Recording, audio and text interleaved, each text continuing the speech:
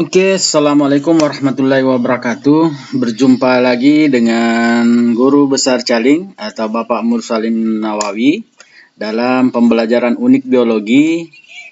Pada kesempatan kali ini kita akan belajar di video ketiga dari pembelajaran tentang sel. Jadi sudah ada dua video 1 dan 2, dan kita akan masuk ke video ketiga ini. Ini materi tentang sel adalah materi kelas 11 SMA dan MA. Jadi Ananda semua, sebelum kita lanjut, silahkan Ananda melakukan tindakan subscribe akun ini, kemudian like videonya, dan apabila nanti setelah penayangan ada yang ingin dikomentari, silakan komentari di kolom komentar di bawah video ini. Oke, saya tunggu sekitar 5 detik untuk tindakan subscribe. Ya, silahkan. Oke, selesai. Nah, sekarang kita masuk di materi pembelajaran kita. Pada video sebelumnya, saya sudah membuat 2 video untuk materi tentang sel. Video 1 itu membahas tentang sejarah sel, komponen kimiawi sel, kemudian komponen kimiawi sel, kemudian perbedaan bentuk dan ukuran sel. Kemudian di video kedua itu kita masuk di anatomi dan struktur beserta fungsi organel-organel sel. Di video ketiga ini kita akan masuk di materi tentang transportasi zat melewati membran sel. Intinya dari materi nanti ini, transportasi itu artinya proses pengangkutan atau pengantaran. Apa yang diantar? Yang diantar adalah zat makanan, minuman, ya.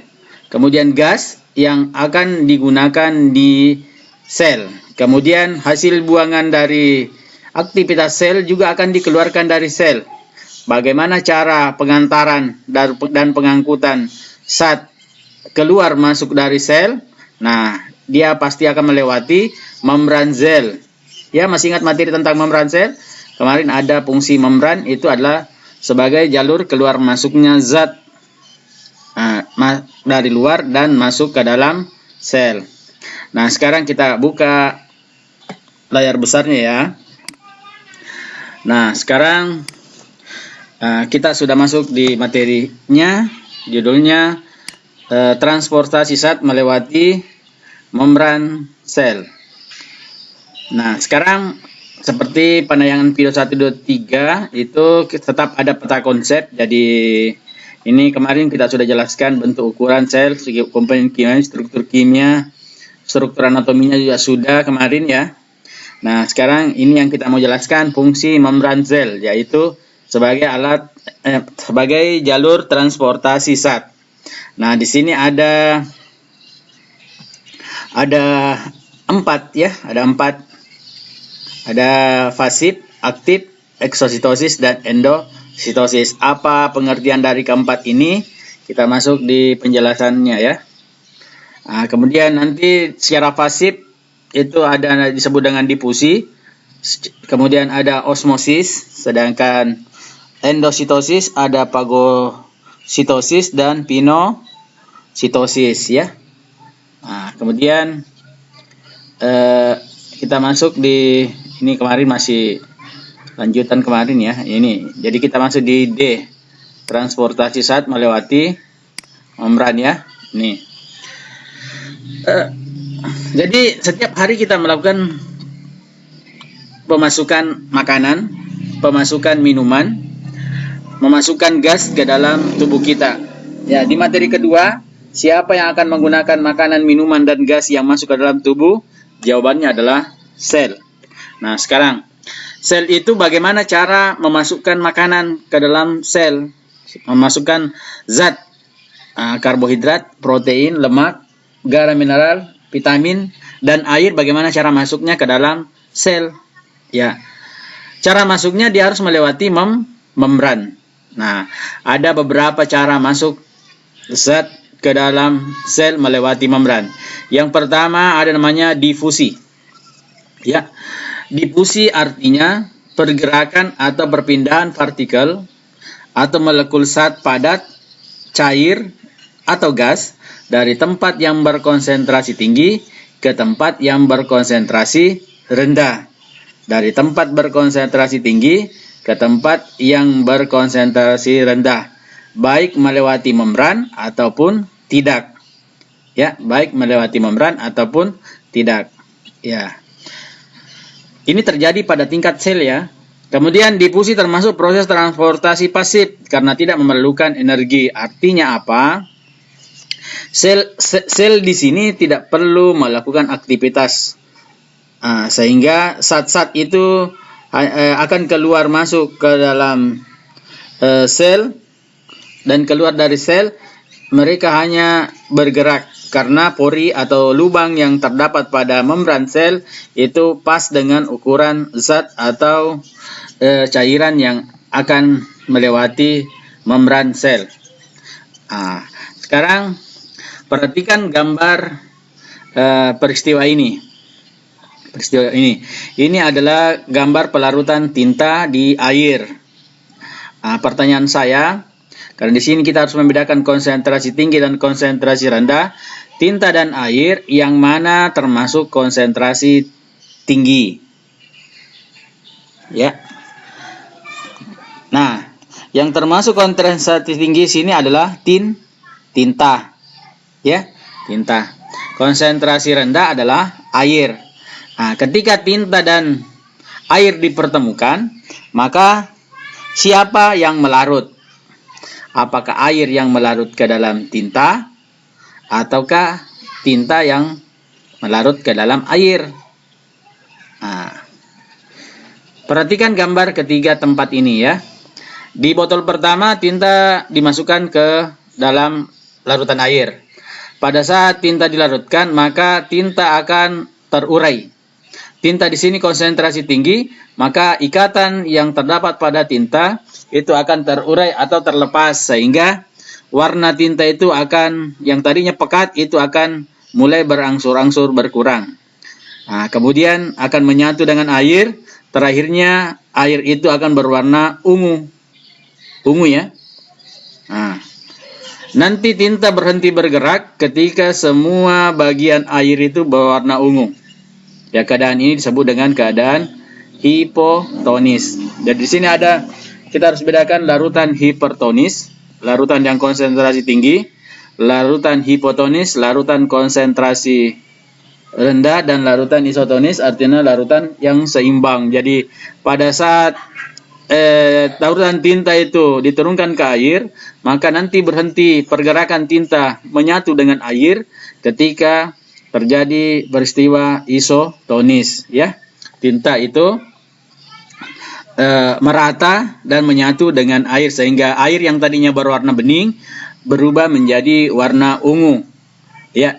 Oke, itu di sini tinta tidak memerlukan energi untuk menyatu dengan air, tapi tinta sendiri yang melakukan pergerakan konsentrasi dengan cara melarutkan konsentrasi yang tinggi ke konsentrasi rendah. Konsentrasi tinggi pada tinta itu terlarut ke konsentrasi rendah pada air, sehingga nanti keadaan air itu berubah dari bening menjadi berwarna ungu. Ya. Jadi tidak ada keterlibatan energi yang besar. Oke, itu tentang difusi. Begitu ya yang terjadi pada tubuh kita ya. Ketika misalnya kita minum kopi itu pekat. Kemudian di awal masuk di mulut terasa pahit ya. Kemudian nanti rasa pahit itu akan hilang. Kenapa dia hilang? Karena di dalam tubuh itu ada cairan, ada air. Air itu akan melarutkan ikatan rasa pahit pada kopi, sehingga rasa pahit itu di dalam pencernaan kita itu tidak terasa lagi pahitnya. Itu karena konsentrasi yang tinggi berubah menjadi konsentrasi rendah karena pengaruh pencampuran dengan air ya. Ini sebenarnya terjadi dalam tubuh kita, peristiwa transportasi zat. Nah, sekarang ya syarat terjadinya difusi. Yang pertama, partikel dan molekul merupakan partikel sederhana atau molekul sederhana. Jadi ukuran pori-pori pada membran itu memang besar sehingga konsentrasi zat yang ada di luar sel dan di dalam sel itu bisa keluar masuk ya, bisa keluar masuk. Ya, karena ukuran dari pori membran ini besar sehingga sel itu senyawa atau konsentrasinya itu bisa keluar masuk ya. Perhatikan ini warna merah. Ini warna merah itu akan masuk ke bawah. Ya, begitu juga merah ini bisa keluar lagi. Ya, itu karena kemudian ukurannya sangat kecil. Jadi molekul atau partikel itu kecil. Dapat larut dalam air ataupun lemak. Jadi air di sini konsentrasinya rendah, lemak juga konsentrasinya rendah. Ketika ada konsentrasi yang tinggi bertemu dengan air atau lemak, maka konsentrasi tinggi itu akan terlarut di dalam konsentrasi rendah. Kemudian ada juga yang disebut dengan difusi fasilitatif adalah proses difusi yang dibantu oleh protein membran khusus. Ini terjadi pada ukuran pori yang kecil. Jadi membran sel itu adalah selaput pelindung bagian dalam sel dengan bagian luar sel. Ketika molekulnya itu ukurannya besar, kemudian lubang pada pori ini ukurannya kecil, maka dibutuhkanlah protein pembawa. Jadi protein pembawa ini tugasnya adalah membuka pori atau membuka lubang pada membran sel sehingga molekul yang ada di atas ini, molekul yang ada di luar sel itu bisa terkirim masuk ke dalam sel. Jadi ini yang bagian bawah ke dalam sel, ini bagian luar sel. Ini warna biru adalah molekul yang ingin melewati membran tapi ukurannya kecil membran pori membrannya sehingga dibutuhkan protein membran. Ya. Nah, ini contohnya adalah transport glukosa ke dalam sel-sel darah merah. Nah, glukosa konsentrasinya besar, tinggi. Kemudian sel darah merah butuh glukosa. Ya. Maka membran pada sel darah merah karena porinya kecil, maka dibutuhkanlah bantuan protein membran untuk membuka pori sehingga glukosa, senyawa glukosa atau molekul glukosa itu bisa masuk ke dalam membran melewati membran sel darah dan menyatu dengan bagian dalam sel darah merah. Oke, anak-anak sampai di sini paham tentang difusi? Nah, kemudian kita lanjut ya. Yang kedua namanya proses osmosis. Proses osmosis adalah kebalikan dari proses difusi ya. Osmosis merupakan proses perpindahan molekul atau zat dan pelarut dari tempat konsentrasi rendah ke tempat konsentrasi tinggi melalui membran semi permeabel. Nah, sekarang sini ada istilah membran semi permeabel. Apa arti dari membran semi permeabel? Membran itu artinya selaput atau kulit ya. Semi permeabel, semi itu artinya tidak semua, permeabel itu lapisan ya. Jadi tidak semua zat bisa masuk. Jadi zat-zat itu harus melakukan tindakan penguraian ataukah pelepasan baru bisa melewati selaput membran ya. Selaput membran semi permeabel. Nah, perhatikan ini ada 3 gambar. Ada 3 gambar yang diperlihatkan. Ya, ini ada tulisan pengaruh konsentrasi medium terhadap sel darah merah. Ini sel darah merah, ya. Sel darah merah, sel darah merah. Nah, sekarang pengaruh konsentrasi medium. Ya, pengaruh konsentrasi medium. Ada tulisan di sini larutan isotonis, larutan yang tidak memiliki konsentrasi ya, larutan murni ya, artinya tidak punya konsentrasi, tidak masuk kategori tinggi, tidak juga masuk kategori konsentrasi rendah. Ketika perhatikan ini, jadi ini yang warna pink ini atau merah jambu ini adalah membran sel darah merah. Sedangkan ini bagian ekstraseluler, bagian luar sel. Kemudian di sini bagian dalam sel, ya. Pergerakan konsentrasi rendah ke konsentrasi tinggi. Nah, perhatikan ya, jadi caranya itu ketika sel darah merah dilarutkan ke dalam air, maka apa yang terjadi? Sel darah merah ini akan mengembang. Kenapa mengembang? Karena larutannya isotonis, artinya konsentrasi zatnya itu sangat rendah, ya, sangat rendah. Kemudian sehingga ukuran sel darah merah itu menjadi besar, ya, besar ya. Berbeda dengan larutan hipertonis. Jadi sini larutannya dibuat pekat, Kemudian ini sel darah merah. Ketika sudah dilarutkan, maka sel darah merah itu menjadi mengecil. Kenapa mengecil? Karena larutan yang berada di dalam sel, intrasel itu keluar menuju ke larutan ekstraseluler melewati selaput membran semi permeabel, sehingga larutan yang ada di dalam sel itu berkurang, menyebabkan pengecilan ukuran sel darah merah. Kalau tadi ini isotonis, ada kesalahan sedikit tadi. Isotonis itu artinya bagian ekstraseluler, larutan di ekstraseluler dan larutan intraseluler itu seimbang, sehingga sel itu tidak mengalami sehingga molekul itu tidak mengalami pergerakan, ya, itu isotonis tadi. Nah, jadi keadaan sel darah merah tetap.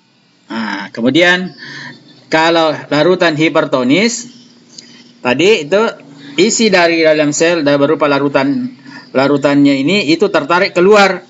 Larutan di dalam ini konsentrasinya rendah, sedangkan larutan hipertonis ini konsentrasi tinggi, maka larutan rendah itu tertarik keluar melewati selaput membran yang terdapat pada sel darah merah. Ya, kemudian yang ketiga, larutan hipotonis. Larutan hipotonis itu, hipotonis artinya larutannya rendah. Jadi bagian luar dari sel itu larutannya rendah, sedangkan larutan di dalam sel ini tinggi ya. Apa yang terjadi? Air akan bergerak masuk ke dalam sel darah merah melewati selaput semi permeabel, sehingga menyebabkan sel darah merah menjadi membesar. Itu pergerakan senyawa atau molekul ekstraseluler dan intraseluler. Intinya kalau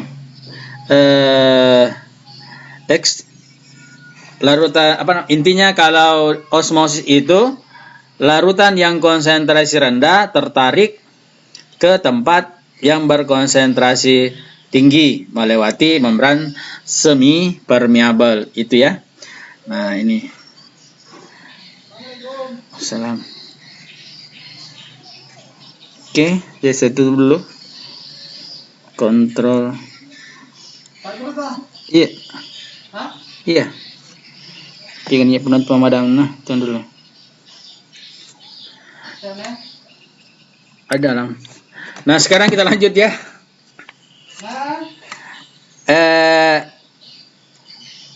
Lanjutnya yang ketiga, transport aktif. Nah, transport aktif ini adalah transport melewati membran, ya, merupakan perpindahan molekul zat melalui membran dengan menggunakan energi berupa ATP.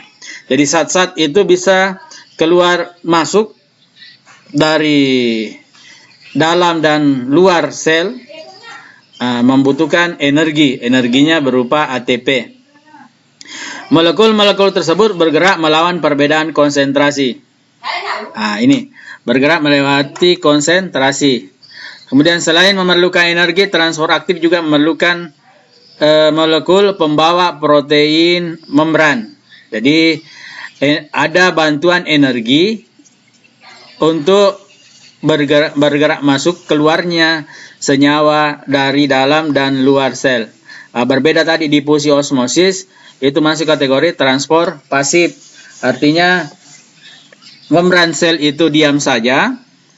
Kemudian senyawa dari dalam dan luar sel itu bisa keluar masuk tapi melewati membran sel. Kalau transport aktif, membran sel itu nanti bisa memasukkan senyawa atau molekul ketika ada energi, bantuan energi yang masuk dalam bentuk ATP. Oke ya. Jadi perbedaannya itu transport aktif dan pasif. Pasif itu diam, aktif itu berarti membran itu harus membutuhkan bantuan untuk membuka porinya. Ya, ini.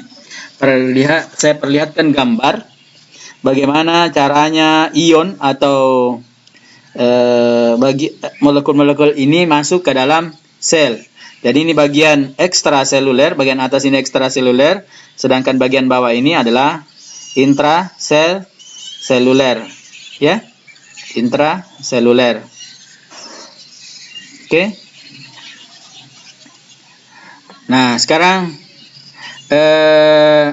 yang warna kuning ini ionnya itu akan masuk ke dalam sini, tapi perhatikan gambarnya, perhatikan gambar dari pori pada molekul membran. Jadi pori pada molekul membran itu bagian bawahnya mengecil. Dan yang mau lewat itu adalah ion yang ukurannya besar. Harus masuk ke dalam sel.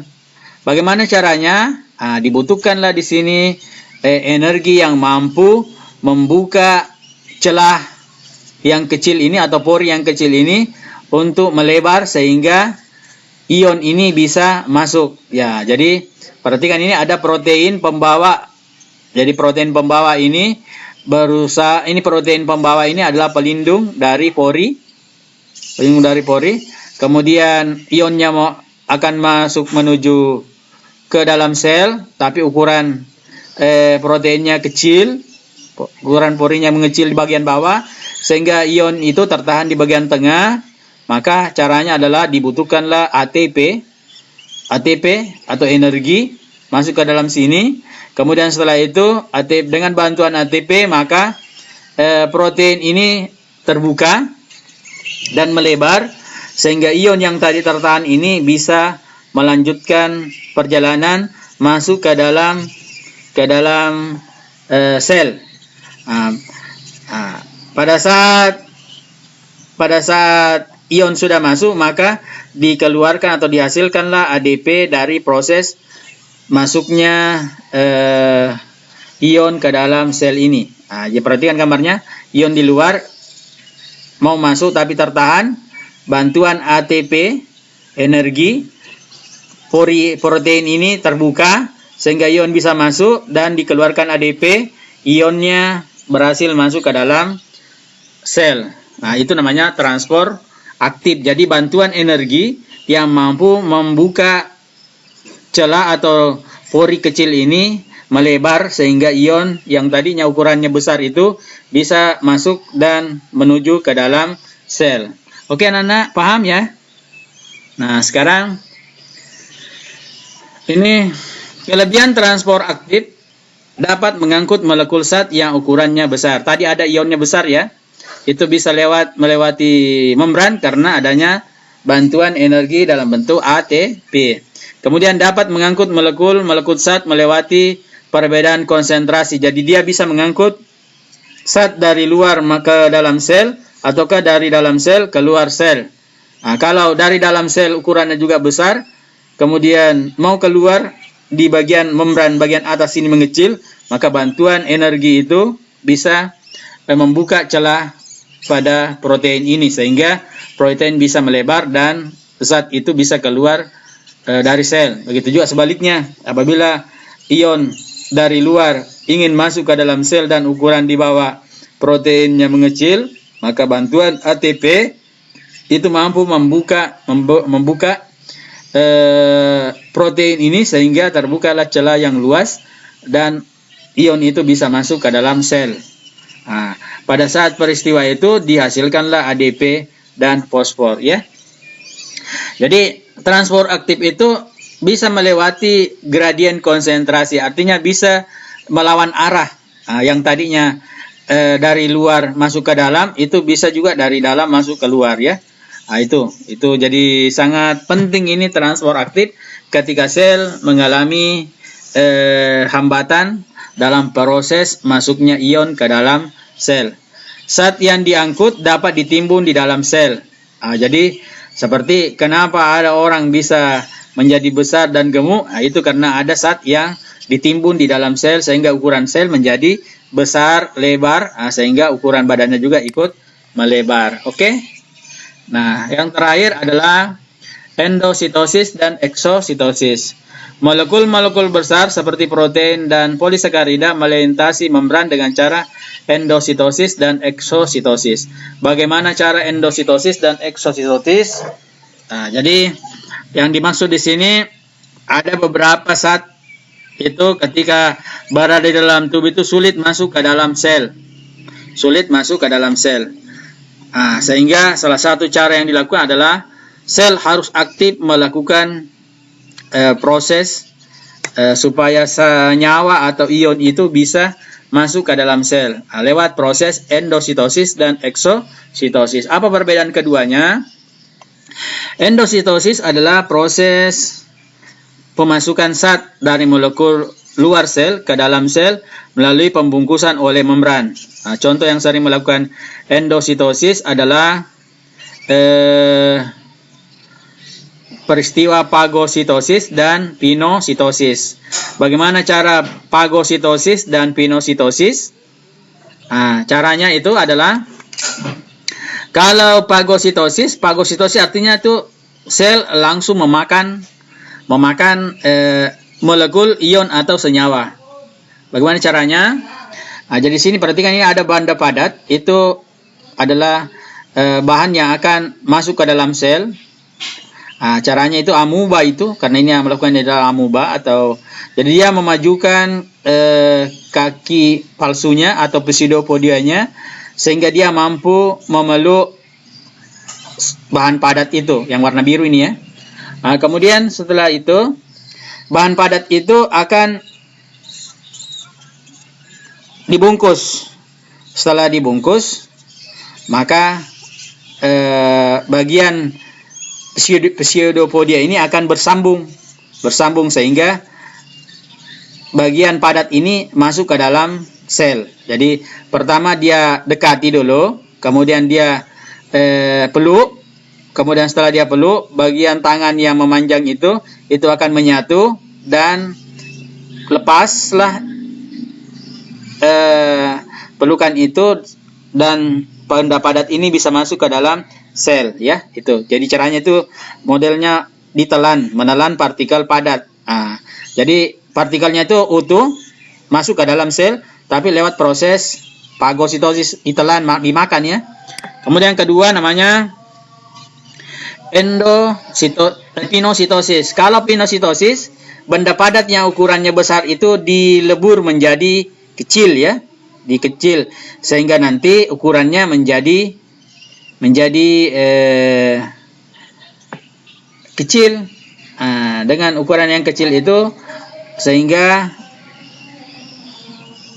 sel itu bisa membentuk vesikula atau gelembung-gelembung, ya.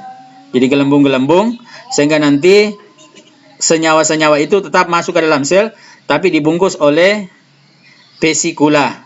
Ya, vesikula yang dibuat di daerah permukaan sel. Jadi bagian kulit ini mampu membentuk vesikula. Jadi tidak semua zat ini langsung masuk, tapi dia dibungkus sedikit demi sedikit. Nah, ya, sedikit demi sedikit. Kemudian yang kedua namanya eksositosis adalah kebalikan dari endositosis atau pengeluaran partikel. Jadi bagian dalam senyawa yang terdapat di dalam sel ini, molekul yang terdapat di dalam sini, ion yang terdapat di dalam sini, itu akan dikeluarkan dari dalam sel menuju ke luar sel. Bagaimana caranya? Dia harus melewati peristiwa eksositosis, dikeluarkan keluar ya. Tapi itu membutuhkan energi, membutuhkan juga keaktifan dari sel untuk mengeluarkan zat. Oke? Sampai sini paham ya? Nah, kesimpulannya adalah transportasi sel itu berlangsung setiap saat. Transportasi sel terjadi dengan dua cara. Ada secara pasif, ada juga secara aktif. Secara pasif itu ada disebut dengan osmosis, ada disebut dengan difusi, ada juga difusi terfasilitasi. Kemudian yang ketiga, kesimpulannya adalah transport aktif adalah transport pengiriman ion atau senyawa masuk ke dalam sel melewati membran dengan membutuhkan energi atau ATP. Kemudian ada pula cara masuknya zat atau senyawa ke dalam tubuh makhluk hidup, khususnya untuk makhluk hidup bersel uniseluler, bersel satu ini, itu ada dengan cara endositosis. Lewat proses fagositosis memakan langsung. Kemudian yang kedua, pinositosis membentuk kantong-kantong dengan cara memecah yang kecil, mengumpulkan yang kecil-kecil ini kemudian dibungkus-bungkus seperti ini, namanya pembentukan vesikula atau gelembung. Kemudian